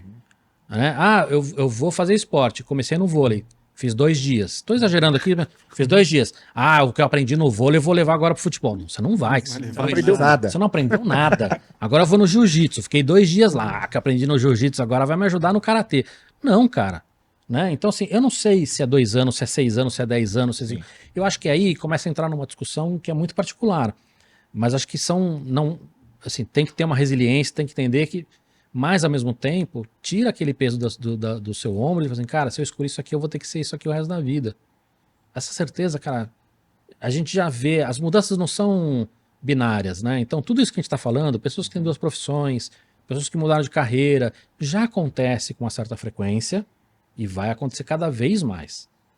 Aquela coisa eu trabalho nessa empresa há 40 anos, cara, isso vai ficar cada vez mais raro. Sim, esquece. Né? Então, pode acontecer? Pode, mas vai ficar cada vez mais raro. Né? Eu fui a minha vida inteira, eu fui isso. Tá, pode acontecer, mas tira um pouco desse peso do ombro. E outra coisa é entender que você pode investir em frentes, saúde mental, criatividade, empreendedorismo, que vão te dar sustentação, seja qual for a carreira que você vai trabalhar. Você vai saber se virar, né? Vai saber se virar, você vai ter benefícios de entender que você pode ser criativo, né, que é uma maneira de trabalhar e não uma característica, uma qualidade que você tem ou não. Né? Então acho que tem muitas dessas questões aí que acho que ajudam você a montar um planejamento de longo prazo, entendeu? Porque é muito mais do que pensar numa profissão, né? Pensar o que você quer se tornar. Né? É isso. Porque a profissão pode deixar de existir ano que vem. Né? E a gente está vendo isso acontecer bastante. Né? Então, eu acho que tem essa... Cara, a gente não foi treinado para fazer isso, porque essa conversa que a gente está tendo, de pensar 40 anos, 50 anos, não fazia sentido. A gente tem um meme que rola na internet, vocês já devem ter visto, que é um anúncio de 1960, que ele tá escrito assim: a velhinha de 40 anos foi atropelada. Eu já vi. Já viu isso? Eu já vi, já. Cara, a velhinha de... Tipo uma matéria de jornal, né? Porque em 1960, né? Ela era considerada uma velhinha. Sim. Né? Então, não fazia sentido em 1960 você planejar 40 anos para frente na sua carreira. A gente não foi treinado a fazer isso e agora a gente tem que ensinar e ajudar nossas filhas a fazerem isso. Uma coisa que a gente nem sabe, né? A gente não aprendeu a fazer isso, cara. Não aprendeu vários... Cara, quantos dos nossos pares a gente vê que tem dificuldades financeiras porque nunca teve uma educação financeira? Sim. Né? Agora, qual profissão que deixou de existir recentemente que você se surpreendeu e falou, puta, isso aqui eu não esperava? Cara, tem muita coisa que, independente de deixar de existir ou não, já mudou muito, né? Então, você pega, por exemplo, muitas das profissões que surgiram na internet já começam a ter uma transformação grande. Designer é um bom exemplo disso. Era uma profissão que já existia, mas que nesse contexto digital não existia. De 95 a 2010 ele tinha um significado, hoje ele tem outro completamente. Quando a gente olha para IA, ele vai ter um significado completamente diferente. Então, são profissões que a gente pode chamar que são profissões novas e que já estão sob júdice. Você fala assim, cara, em 20 anos mudou 2 vezes, 3 vezes. Então, acho que mais do que a gente decretar, é que nem papel, né? O papel não morreu. Mas, ao mesmo tempo, subjetivamente, dá para dizer que o papel morreu. Você não tem mais revista, como você tinha antigamente. Sim. Mas o papel ele continua sendo útil. Cara, o meu livro eu vou fazer ele em papel, porque a maior parte das pessoas quer ler ele em papel. Mas os mercados... Já é algo premium, né? Mas assim, então eu acho que mais do que a gente dizer esta profissão vai morrer ou não, é entender como que ela muda e qual a relevância que ela tem. Porque muitas vezes morrer, não sei, pode falar até que a datilografia morreu, mas ela não morreu, né? Ela se transformou, né? Esse é um bom exemplo de profissão que ela existia antes dos computadores, né? A hora que surgiu os computadores, a gente achava que ia morrer e elas ganharam força, porque a gente precisava dessas pessoas para imputar dado nos computadores. Com o tempo, isso perdeu a relevância, porque hoje, cara, para imputar dado no computador, primeiro que uma boa parte dos dados já são colocados diretamente no computador. Segundo que você tem uma capacidade hoje para imputar dados, seja um leitor, um OCR, um QR Code, uma inteligência artificial que vai reconhecer, que já não faz mais sentido. Então, se você pegar esta profissão, antes dela morrer, ela passou por 2, 3 mudanças. Então, eu acho que é menos relevante falar assim, cara, aqui vai morrer, o que não vai morrer, mas entender que mesmo dentro da sua profissão, ela pode ter mudanças substanciais ao longo dos próximos décadas. Tinha microfilmagem, lembra disso? O cartão perfurado, enfim. Né? Mas ela não morre, então a gente podemos dizer isso, que ela se transforma, né? Porque automaticamente... Uma boa parte se transforma, algumas vão morrer, algumas vão nascer. Dá um exemplo de uma que morreu mesmo. Não, a própria datilografia não faz mais sentido hoje. Sim, mas o profissional, né, ele se transformou ali. Não necessariamente. Não. A gente não sabe. O datilógrafo para onde foi, né? É. O cara entrou em depressão. Não. Esse, Tá e trabalhando em novamente, alguma coisa, mas não, e não dizer mais se com morreu ou datilografia. não também é subjetivo, porque você tem um cara hoje que trabalha na justiça que não... tudo bem, é um datilógrafo muito especializado, mas você tem esse cara lá. Se você Telemarketing também, né? se O você- atendente fica de digitando. certa forma, esse cara está digitando. Você vai para muitos lugares no Brasil, você tem gente ainda escrevendo à mão. Então, o morrer ou não, depende do que você considera, né? É que você falou, relevância pode Relevância diminuir. para a sociedade. Puta, quanto essa pessoa pode. Quantos profissionais existem, né? Se dá para. O tamanho dela, a O relevância. tamanho, a remuneração, enfim. Então, acho difícil essa coisa de falar morrer ou não morrer, mas, cara, são inúmeras. E se você pensar agora com IA, quantas podem deixar de existir? Sim. Mas não é fácil você prever isso. Por exemplo, precisa de piloto de avião? Não precisa mais, há um bom tempo. Mas por que tem? Não precisa. Não precisa. Para Aliás- pousar e decolar, aliás, não também. precisa? Não, Aliás, esses caras não pousam, não decolam. Não pousam, não. Não. Tava listado em alguns sites ultimamente Como assim? como uma profissão que tá para morrer, a piloto Cara, de avião. porque o computador é muito melhor que os caras. E muitas vezes que esses caras pousam e decolam, eles não estão enxergando nada. Não, A probabilidade de fazer merda é maior. Entendeu? Mas aí o que acontece? A gente entende que, puta, é legal tá esse cara lá pra ter algumas decisões, pra não ter... Pra uma ter válvula de conforto. segurança. Tá? Pô, querendo ou não, cara, Supervisionando. é um avião com 400 pessoas, bota 2 pilotos lá, pô. Sim. Né? Então, tem coisas que já dariam pra ser trocadas, mas do ponto de vista da sociedade não faz sentido Eu não ser sabia que trocado. o piloto Você não decolava. Agora vamos pegar o mesmo exemplo. Você Decola ainda mais. tem pessoas no Brasil, você tem muita gente, não só no Estado, mas até na sociedade, né, a privada ainda tem menos, mas tem assessorista de elevador. É Exato. verdade, é Né? verdade. Aí você fala assim, precisa ou não precisa? Por que tem ainda? Tem ainda. Ah, mas deveria ter ou não deveria ter? São outras Muito discussões. pouco, né? Assim, é raro quando você vê, mas quando você vê, você até... Na sociedade civil é muito raro. Uhum. Né? Ainda tem, mas é raro. Na Agora, corporativa, mais. no estado ainda tem. Né? Cobrador de ônibus precisa? Se entende que sim, porque tem muito menos roubo, muito menos. Assim, Entendeu? mas na prática não precisaria. Vira um assistente do motorista, né? Não pela função em si Então, de assim, dar troco, né? Nesse sentido, o cobrador do ônibus, ele é igual ao piloto de avião. Na teoria não precisaria, mas na prática é melhor ter um. É a figura isso. humana ali que é necessária. No entendimento de quem decidiu isso, sim. A gente pode discutir aqui e chegar a outra conclusão. Uhum. Entendeu? Agora, E pode até uma sociedade pode adotar e outra não. Sim. Acontece muito disso também. Sim, Agora- você não tem frentista de posto nos Estados Unidos. Sim. Aqui você tem. Quem tá Verdade. certo? Cara, a gente pode discutir aqui, cada um pode. Não, mas aqui, porque a qualidade do serviço e também tem uma coisa da sociedade de ajudar, porque é um emprego. da educação, Da do cara que não vai colocar gasolina a mais. Sei lá, qualquer cara. A coisa, gente né? pode chegar a conclusões distintas aqui, entendeu?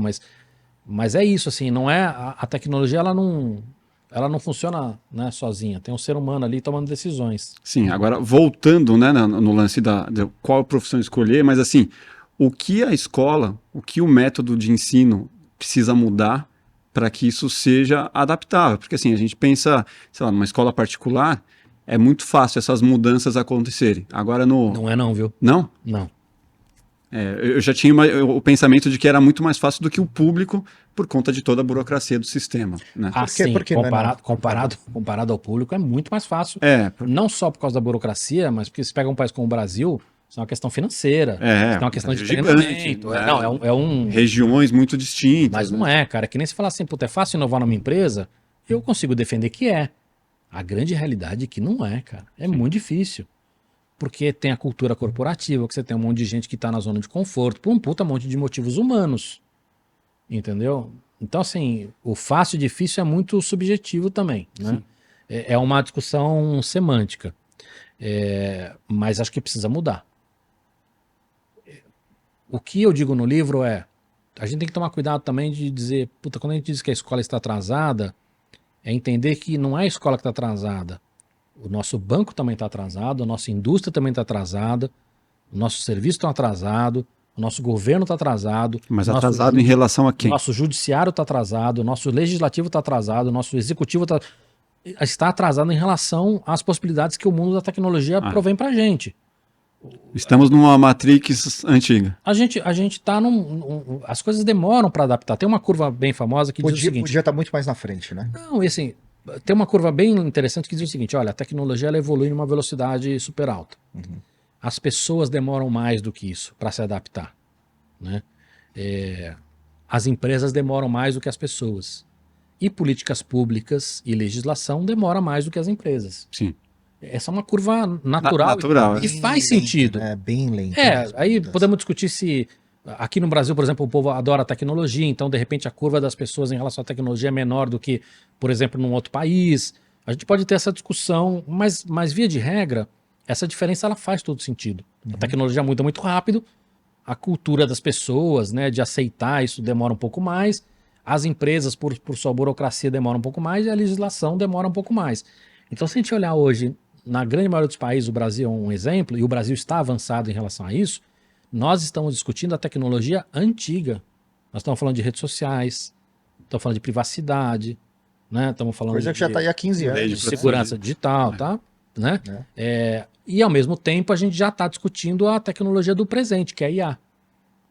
Então a coisa já começa a bagunçar, mas essa discussão, se a gente for olhar, ela é super recente.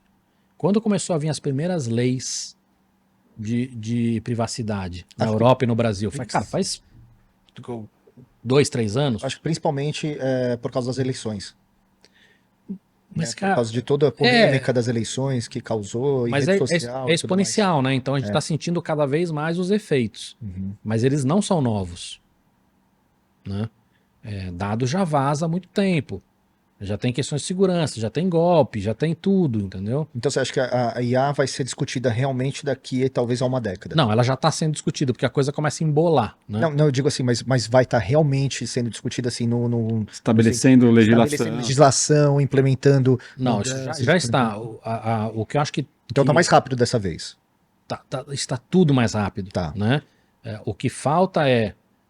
Não sei se vocês acompanharam algumas discussões que rolaram no Congresso, tanto o Congresso norte-americano quanto o Congresso brasileiro. Sobre IA, não. Sobre tudo. As perguntas dos congressistas dão vergonha. Os caras não entenderam como os computadores funcionam.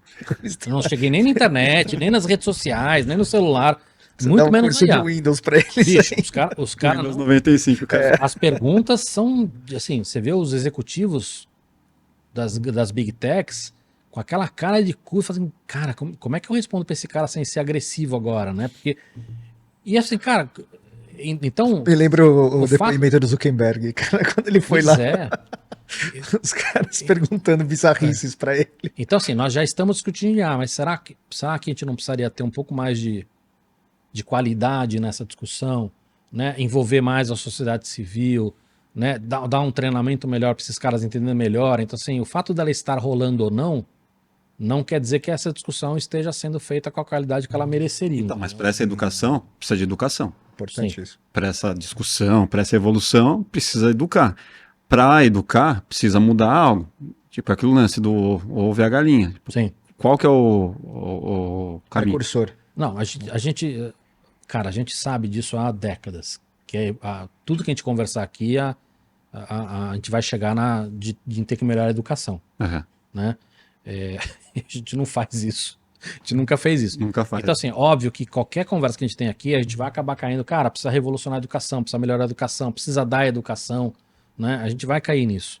Mas tem uma diferença muito grande de você falar, como é que eu preparo o Brasil para este futuro, né? E aí tem a ver tanto com educação dos pequenininhos até formação e tudo mais. Mas quando a gente está falando, por exemplo, de discussão de legislação, cara, precisa dar educação para esses congressistas que estão aí, para o judiciário, para o executivo, para o legislativo, enfim, para os empresários. Esse é um outro tipo de discussão sobre educação. Sim. Né? É quase uma discussão perdida, né? Porque os caras já estão lá, os caras já estão velhos, os caras não vão aprender. Não vão mudar. Tão rápido. Putz, cara... É a nova geração, talvez. Aí acho que aí talvez é ver o copo meio vazio. Sempre tem gente muito legal.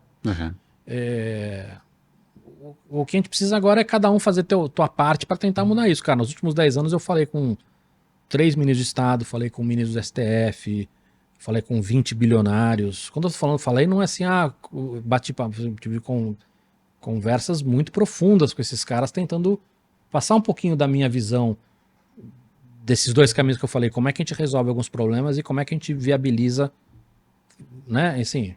E o que você percebeu? Cara, é muito frustrante, né, porque assim, os 3 ministros que eu conversei de Estado passou, sei lá, 4, 5 meses, nenhum deles era mais ministro. Então... tem essa também. É difícil você ser otimista, mas a gente também não pode desistir. Eu percebi isso com o Marcos Pontes também. Ele falando das limitações que ele tinha. Por mais ideias que tivesse, aí tem todas as limitações, pegou no meio da pandemia e tal. E aí, falando sobre como ele via uma evolução como ele poderia, o que poderia trazer maiores benefícios para o país. Novos astronautas, né? Novos cientistas ou novos políticos. Ele falou, um político tem uma capacidade muito maior de mudar qualquer coisa, por isso que eu adotei esse caminho para tentar mudar algo. Mas, cara, acho que são as duas coisas, entendeu? E é super viável. Você acha que qualquer congressista nosso não conseguiria ter acesso a pessoas que realmente conseguem... Fácil, né? Fácil, cara. Tipo, mano, chega aí, vamos conversar. Claro, você acha que qualquer congressista... Você manda buscar o cara e vai, me explica aí o que tá rolando. Quem é o cara que pode me ajudar nessa história aqui, entendeu? Tipo... O que de mais novo tem no seu ramo, né? Cara, e escutar visões de mundo diferente, que acho que essa é a grande dificuldade. A gente andou alguns passos para trás e a gente matou a discussão, né? Então, como a gente tem uma polarização muito grande, a gente não consegue discutir nada. Né? Porque tudo vai pelo viés, né? Porque tudo vira uma briga. Não é questão de ter viés ou não, mas tudo vira uma briga, entendeu? Você é da minha patota ou não é? Sim. Porque o filtro tá todo na ideologia hoje em dia, né? Tudo sobre quem me representa. Eu não usaria a palavra ideologia, tá? Eu usaria a palavra grupo. Você acha que é tribal mesmo? E aí a gente pode discutir quem que tem inteligência nisso ou não, mas... Porque eu acho que muitas vezes a ideologia, na verdade, é uma desculpa. Muitos desses grupos não têm ideologia nenhuma, entendeu? Diz que é de um lado... É o que convém, né? É uma nomenclatura usada de maneira errada, entendeu? Quem fala que é de direita não é, quem fala que é conservador não é, quem fala que é liberal não é. Na verdade, é uma nomenclatura lá que se você... É que nem a discussão da inteligência artificial. É inteligência? Não, né? Mas é a palavra que pegou. Então... E muitas vezes é só para fazer oposição, né? Porque depois que chega lá... Mas esse é o problema, porque você acaba criando 2 grupos onde tudo que você fala eu tenho classificado em um grupo desse. O cara tá de vermelho, hein? Né? Você usou a palavra norte-americano. Sim.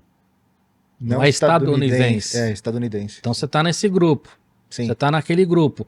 Aí vai te filtrando, vai te categorizando. Eu preciso colocar, você é meu amigo ou você é meu inimigo. Não tem Então nós matamos a discussão, né? Sim.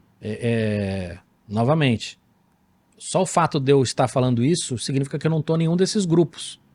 Eu vou ter a animosidade dos 2 grupos. Sim. Então, nós matamos a discussão e, cara, sem discussão... Não tem quem te defenda, né? Não tem evolução, cara. Né? Então, acho que nós estamos num passo anterior, né? Óbvio que a gente tem que... Como é que a gente fomenta empreendedorismo? Como é que a gente revoluciona a educação? Como é que a gente melhora o nível dos nossos políticos? Tem muita gente boa no executivo, no legislativo, no judiciário. Cara, eu dei muita aula agora pra galera do judiciário. Tem muita gente legal, né? Tem muito lixo? Tem, cara, mas também tem engenheiro lixo pra caramba. Sim. Também tem médico lixo pra caramba. Né? A gente agora entrar na discussão assim, qual categoria tem mais lixo ou menos lixo, é uma discussão sem sentido. Mas acho que é isso, cara. A gente não dá mais pra trabalhar só numa frente. A gente precisa trabalhar em várias frentes simultaneamente. Assim. Como é que a gente... E também, Ricardo, não adianta só a tecnologia, porque a IA é o que nem você explicou, uma ferramenta super avançada, mas ainda assim uma ferramenta de tecnologia. Não adianta elas estarem evoluindo, né, enquanto a gente não evoluir como sociedade. Né? Senão a gente não vai acompanhar, não vai poder potencializar, não vai aproveitar os benefícios que essas tecnologias novas estão trazendo. É isso que eu entendo. É isso. A tendência é você ficar ou ficar totalmente dependente, ou uma visão mais filme de ficção ser substituído e, sei lá, uma revolução. Ué. Existe essa possibilidade? Cara, e achar o nosso lugar, né? Porque se a gente pegar, a gente falou muito de IA, mas não é só IA, mas seja IA, seja computação quântica, seja impressão 3D, não importa o assunto. O primeiro mundo está colocando bilhões de dólares todos os anos em cada uma dessas tecnologias, né? Então, o Brasil, ele precisa achar, não é só... Porque a gente não vai ter esses bilhões. Óbvio que a gente precisa colocar muito mais dinheiro do que a gente coloca hoje, que é próximo do zero. Ainda é próximo de zero? Ainda é, cara. Caramba. Ainda é próximo do zero. Em algumas dessas tecnologias é zero, né? Em algumas é próximo do zero. Principalmente se comparar com alguns bilhões que cada um desses países estão investindo por ano. Fora os privados, né? Fora a venture capital, fora privado, fora, enfim. Que também são grupos estrangeiros. Nenhum aqui no Brasil, quase. Não, mesmo assim, cara, não dá para comparar. Então, obviamente que a gente precisa melhorar muito a grana também, né? Mas, independente de melhorar a grana, a gente nunca vai chegar perto desses caras, até porque esses caras não estão colocando muito mais, tem muito mais, como estão colocando há muito mais tempo. Então, assim, qual que vai ser o diferencial do Brasil, né? Como é que o Brasil vai usar IA? De que forma? Não dá para competir com esses caras em tudo. Então, acho que também tem essa coisa do Brasil encontrar o teu lugar nesse mundo, entendeu? Sim. Então... Vai do que o Maffei falou, né, Ricardo? Que talvez me marcou isso porque foi uma coisa meio filosófica, assim.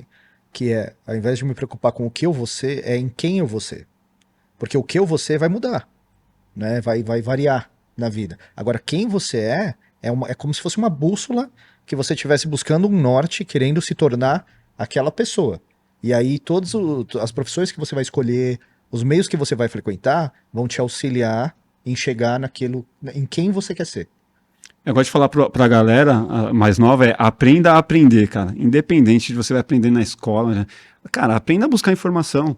Mano, vai aprender com um tutorial, vai pro YouTube, vai pra um livro. Cara, aprenda a aprender, sabe? Ser autodidata, você diz? Ser autodidata.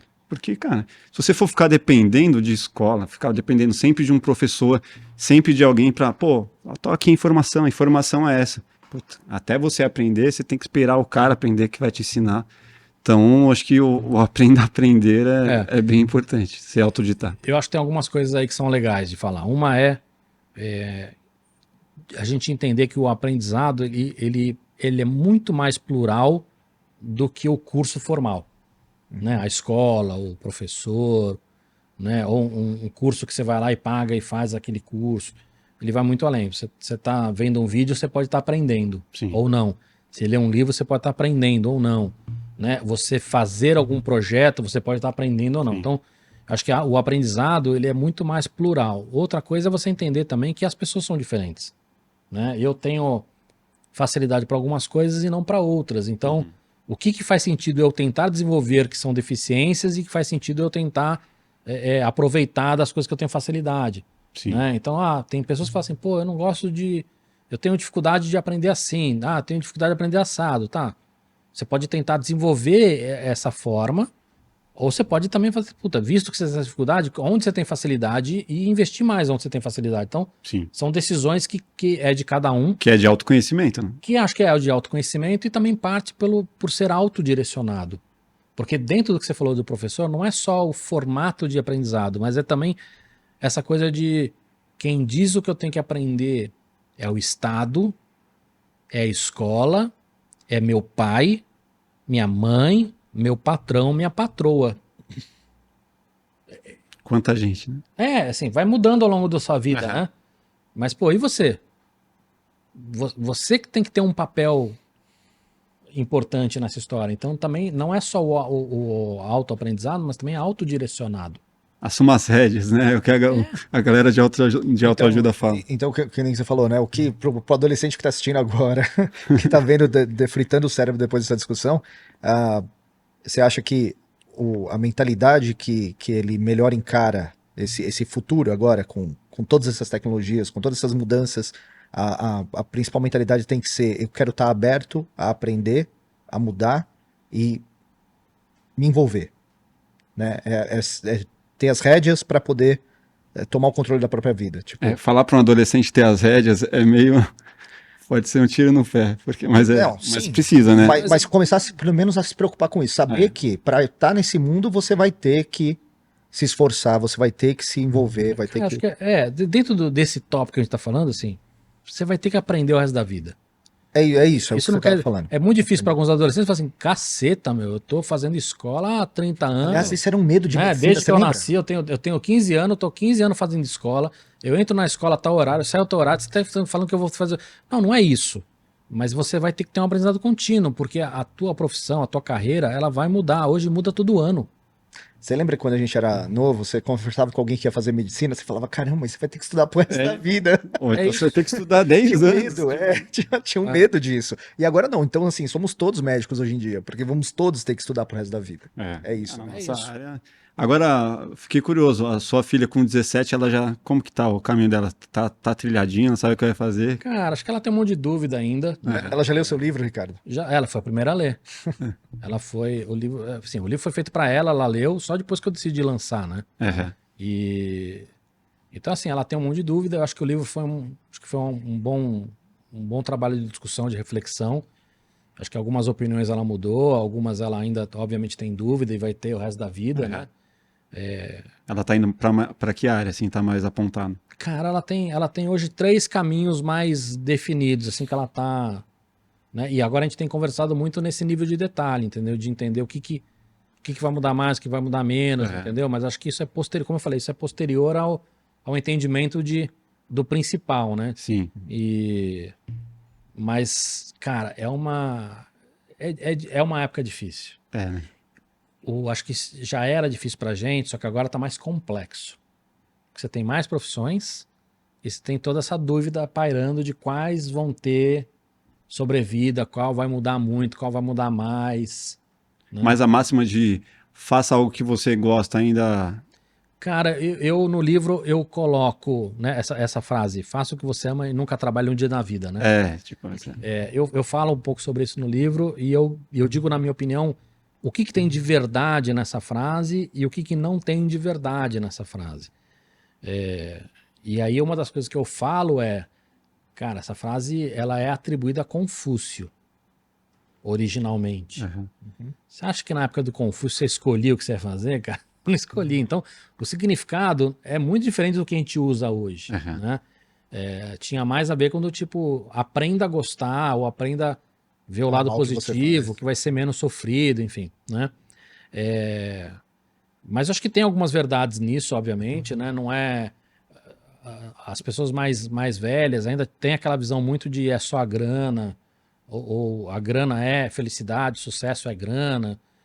Obviamente isso muda de família para família e tudo, mas então tem ainda uma questão de entender que essa geração nova ela está muito mais preocupada com o caminho, até porque ela sabe que não vai mais, a chance de se aposentar é cada vez menor e que não adianta ela trabalhar a vida inteira para depois ser feliz aposentada. Sim. Né? Já é uma consciência que vem sendo criada. Então existem algumas verdades nessa frase, inclusive no ponto de vista de pensar só em grana. As pessoas que gostam do que fazem têm uma vantagem natural sobre as que não gostam. Né?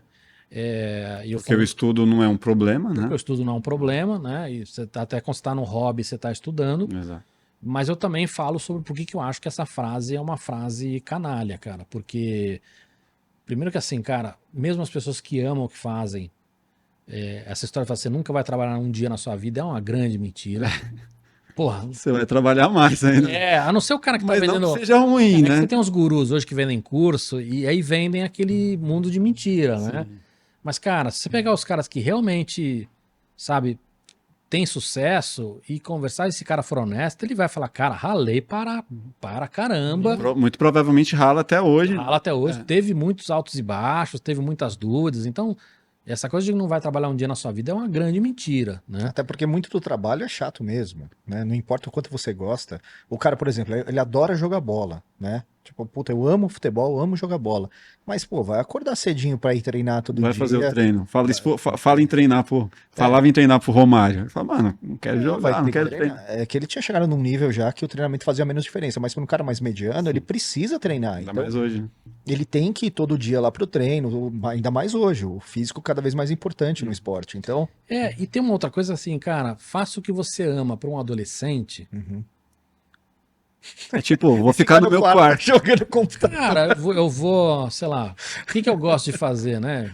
Eu gosto de ver Netflix, eu gosto de jogar videogame, eu gosto de ver YouTube. Ficar conversando com os amigos. No WhatsApp, no Instagram. Então, assim, cara, só a única profissão que tem é youtuber, é streamer. Então, e outra coisa, entender que às vezes você aprende a gostar de coisas que você está experimentando, cara. Isso vale pra tudo. Não tô falando de profissão só, de esporte. Você tem muita gente que fala assim, pô, comecei a jogar, sei lá, comecei a fazer natação, comecei a fazer vôlei, comecei a fazer futebol por um outro motivo e hoje eu sou apaixonado por esse esporte. Sim, me descobri, né? Eu comecei a fazer, sei lá, crochê porque eu precisava desestressar e hoje eu amo isso, sei lá. Cara, pra tudo, pra comida é assim, né? Então, até esta coisa de faça o que você ama é uma dica que faz pouco sentido, porque as pessoas não sabem o que elas amam. Até fazer. Ou que elas podem amar. Né? Mais honesto seria esteja aberto a possibilidades, né? Que eu acho que vem do esteja aberto a aprender e esteja aberto a experimentar coisas, né? Porque você só vai descobrir que você gosta fazendo. Eu acho que é uma... Por isso que eu acho que assim, ainda que ela tenha verdades, é uma frase que eu acho que ela é muito pouco útil, sabe? Ela é muito boa para guru vender palestra, vender curso. Mas diminuiu muito, né, a venda de curso agora, né? A galera já não tá caindo como antes. Eu não sei, cara. Eu continuo vendo muito esperto por aí. Agora, e otário nunca falta, né? 3 profissões, a gente chegou a falar sobre isso, de profissões que vão surgir, né? Profissões estranhas. Aqui eu listei 3 que eu vi que eu achei engraçadas. Provavelmente você vai... Engraçadas não, né? Diferentes. Provavelmente você vai saber. Curiosas. Policial virtual. Policial digital treinado para investigar fraudes, furtos, distorções. Policial da internet. Nem sei, deve existir já, né? Um detetive virtual. Você já tem pessoas que fazem isso, né? Tanto detetives que são contratados por pessoas para descobrir quem está traindo ou não. Você já tem de tudo. Sim. Você já tem delegacias especializadas em crimes né? cibernéticos, né? Que é um nome já também caduco, né? Mas então assim, essa especialidade vai aumentar. Pessoas especializadas em segurança, digital, advogados especializados em digital, isso vai aumentar muito até o momento que vai deixar de fazer sentido você fazer essa divisão, né? Em 98 a gente chamava quem estava na internet de internauta. Verdade. Hoje não faz nenhum sentido falar, eu sou internauta, não, cara, você é um brasileiro, né? Mas todos os brasileiros estão na internet? Não são todos, mas 80% está na internet. Então não faz mais sentido se chamar quem está na internet de internauta. A internet já faz parte de tudo. Então, né? O advogado especializado no digital, ele faz sentido hoje, daqui a um tempo ele vai deixar de fazer sentido, o que não elimina a possibilidade de você ter alguns caras muito especializados em alguma coisa, seja digital ou seja analógica. Mas muito provavelmente na grade na graduação já vai ter ali o direito digital, não sei nem se já existe, e depois ele faz uma especialização. Assim, aí entra na outra discussão, né, de quão atrasado está a nossa educação. Né? Isso, independente da profissão nova ou não, muitas profissões atuais você ensina coisas que já não são usadas. Sim. Né? Por exemplo, você trabalha com muito próximo de publicidade. As faculdades de publicidade estão ensinando o que se usa hoje, não estou nem falando do futuro. Uma boa parte imagino que não, entendeu? Que está ainda presa no passado. Não, você pega as agências de publicidade tentando refazer fórmulas que deram certo com influenciadores. E aí, cara, sei lá, pega o Whindersson que bombou com um estilo, aí vai falar, ou então uma dancinha que viralizou no TikTok e o criativo da agência querendo fazer aquilo ali igual, aí muitas vezes você fala, pô, mas peraí, não é a verdade, né? E pode ser que até dê certo, porque às vezes na grande mídia isso chega com atraso. Mas ele está reproduzindo uma fórmula. E imagine até a faculdade ensinar ele. Então acho que assim, as faculdades, quando a gente generaliza, elas ainda estão um pouco atrasadas. Mas quando a gente fala de profissão, é isso. Assim, tem algumas que vão surgir como especialização, mas que em longo prazo vão deixar de fazer sentido como especialização, porque cara, todo advogado vai ter que entender, todo advogado criminal vai ter que entender de digital. Sim. Né? Cara, não se separa mais. Antigamente, assim, eu brigava com você no ambiente virtual, eu não brigava com você. Era separado. Sim. Cara, hoje Cara, eu briguei com você no WhatsApp. É como se tivesse agredido lá num Acabou a soco. amizade, cara. Mas foi no WhatsApp. Ô, Máfia, foi no WhatsApp que a gente brigou. Cara, não faz nenhum sentido. Quer dizer, você é outra pessoa? Antes tinha, cara. Era um outro universo. Cyberbullying. Não, e tem uma coisa mais engraçada ainda, cara, que alguém que tá assistindo deve se identificar com isso. Mas assim, tinha pessoas assim que tava conversando ao mesmo tempo com o mesmo amigo no WhatsApp e no Messenger, por exemplo. Né, no direct do Instagram. E aí brigava no WhatsApp e a conversa no Instagram continuava normal. Pois é, cara. Mas você conta isso para as pessoas hoje, as pessoas não acreditam nisso. Mas você lembra de casos assim. Mas tipo... era assim, entendeu? Então quando a gente fala assim, vai ter o advogado especialista em direito digital, hoje faz sentido, porque tem muito conhecimento que os advogados não estão sendo treinados e tem muitas coisas novas. Mesmo as coisas que a legislação antiga, né, o atual faça sentido, você ainda precisa de uma interpretação, uma jurisprudência. Sim. Então faz sentido você terem pessoas que são especializadas. Mas daqui X anos, tá? Não importa se você está falando de 10, 20, 30, vai fazer sentido você ter advogados digitais? Não vai fazer sentido, entendeu? Uma coisa única, né? Vai ser uma coisa única, entendeu? Parecido com o padrão do datilógrafo, hein? É. Que ganha relevância logo depois do computador e depois perde. Aí, outro que eu separei aqui, curador... Mas não é que perde porque o cara não precisa mais saber, entendeu? Porque vai ser tão natural, não vai dar para dividir isso, entendeu? Sim. Vira uma coisa única. Curador de memórias digitais. Meio Black Mirror isso aqui. Contata diversos stakeholders, imprensa e fontes históricas para recriar e arquitetar experiências passadas de clientes que perderam suas memórias. Através de... Aí eu acho que tem muitas profissões que se falam... Invencionice, talvez. Não. Pô, que eu acho que é uma coisa que mesmo que exista... Puta, tão nichado, né? Não, e entra naquela coisa de você falou de Black Mirror... Tem um episódio do Black Mirror que é midiático, entendeu? Então é aquela coisa que... cara, tem um problema que eu sei... Clickbait. Tendência é um negócio hoje. Você tem pessoas e empresas que vivem de vender tendência. Então você vai lá para o South by Southwest, tem lá uma apresentação e a pessoa vai lá e fala assim, cara, essas são as 1000 tendências deste ano. O ano que vem, ela tem que entregar mais 1000. Haja tendência, né? Você entendeu? Então tem tendência que é requentada, tem tendência que não é tendência, tem tendência que você divide em 3 ou 4 e dá nomes bonitinhos. Sim. E todas elas você lê e faz um pouco de sentido, não sei o quê, mas... eu acho que é muito mais uma coisa midiática do que... Muito mais um exercício de pensar o que pode ser. Cara. Acho que um exercício intelectual divertido, vai. Eu acho divertido, mas, cara, eu não levaria... Não leva muito a sério. Esse último aqui eu não sei nem explicar. É designer de redes neurais. Né? Profissionais que conheçam o funcionamento do nosso cérebro e a tecnologia ideal para replicá-lo artificialmente. Vamos lá. O que independente disso fazer sentido ou não, tá? O que tem a inteligência artificial, ela vai trazer uma série de necessidades de funções novas. Para dar um exemplo de uma, tá?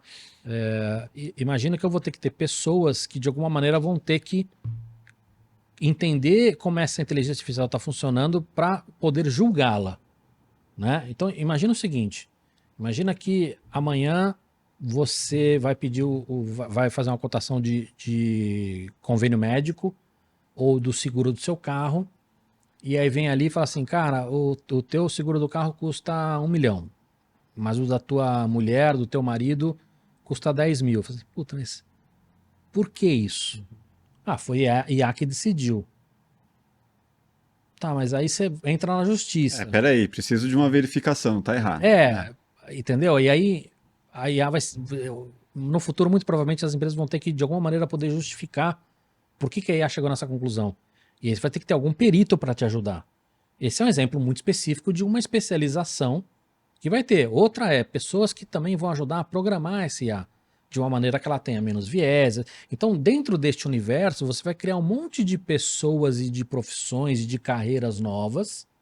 Mas, por exemplo, não é uma subcategoria de uma outra profissão, porque o cara, para ser perito ele era um programador antes, por exemplo. Ele era um programador. Eu não diria que é um programador. Vamos chamar de um nome bem genérico, um especialista de IA. Tá. Aí ele parte para ser um analista de decisões tomadas por IA, mas porque antes ele já era um especialista de IA. É isso, mas assim, você tem gente que trabalha com usabilidade, outro que trabalha com user experience, outro que trabalha... Você tem muitas especializações, você tem o cara do growth, você tem um monte de nomenclatura bonitinha, muitas delas você pode colocar na mesma caixa, né? Então é isso que eu tô falando, nesse caminho, muitas coisas vão surgir, entendeu? A gente fala assim, puta, nem dá pra entender o que esse cara quis dizer com essa categoria. Replicar redes neurais, puta, nem... Mas então é um pouco isso. Por exemplo, quando a gente fala de replicar a rede neural, você vai ter inteligências artificiais que vão aprender uma coisa. Como é que você usa este aprendizado para levar para outras IAs? Né? Então, assim, aí você fala assim, puta, mas dá para chamar todo mundo de especialista ou de programador de IA? Dá para chamar do que a gente quiser. Mas tem muitas profissões novas que surgem, algumas que perdem força, algumas que ganham força. Algumas surgem, mas não tem tanta relevância. Se você falar hoje de... nós temos profissionais de UX, né? User Experience. Isso é uma profissão que tem uma força no Brasil? Pô, é uma carreira. Você pode ser um profissional disso, você pode ser bem sucedido, pode ganhar uma grana para sobreviver e viver bem. Sim. Mas a demanda não tá bombando, né? Não é uma coisa que é muito relativo, porque você tem empresas que não conseguem contratar gente ao mesmo tempo, mas quantas vagas disso tem num país como o Brasil? Então é subjetivo a gente discutir se isso é uma carreira relevante ou não, entendeu? Isso não impede de uma pessoa fazer, puta, mas eu gostei disso, tô indo para cá. Mas esse cara tá indo para cá, se daqui 10 anos essa profissão virar outra coisa, esse cara não perdeu esse aprendizado. Sim. Que tem a ver com tecnologia, tem a ver com design, tem a ver com design no sentido amplo da palavra, tem a ver com atender o cliente, entender o consumidor, entender como é que a empresa... Né? Mas ele vai mudar rápido. Ele é igual os usuários de Flash, o cara que programava em Flash. Lembra? É isso. Flash, macromídia. Esse cara vai se adaptar e vai evoluir. O cara foi pro outro ali do lado. Ou o cara de um software 3D que deixou de existir, mano, o cara pulou pro outro. O cara que fazia efeito especial hoje tá trabalhando com game. Aí você fala, puta, mas para trabalhar com game é muito diferente. Esse cara teve que aprender muitas coisas novas, mas ele trouxe uma bagagem muito grande. Exato. E né? a galera do game não tinha, né? Que a galera do game não tinha, porque os games eram muito mais pobres antigamente no ponto de vista tecnológico. Sim. Então... Que é o que eu vejo no lance da Unreal hoje. Então assim, uma coisa é isso que eu falei, assim, você... o aprendizado que você conquista não é jogado fora. Sim. Obviamente que você tem carreiras e carreiras. De repente o cara aprendeu uma área... vai ser mais útil em algumas do que outras, mas ele não perde isso. Você tem que estar ali num nicho, né? Num segmento que você possa ali fazer algumas alterações no caminho, mas que você não vá mudar. Pô, era da medicina, agora virei programador. É isso. Cara, acho que a gente está chegando nas conclusões aqui. Acho que vale deixar o que mais de relevante, porque as pessoas precisam ler o seu livro, acho que vale vender esse peixe aí. Cara, eu acho que ele é útil, como eu falei, para todo mundo que não vai se aposentar nos próximos 10 anos, mas eu acho que ele é especialmente voltado para pais, mães, tios, tias, avós, ou seja, pessoas que de alguma maneira estão preocupadas com a nova geração, como preparar a sua nova geração. Não importa se seu filho, neto, sobrinho tem 1 ano de idade ou 15.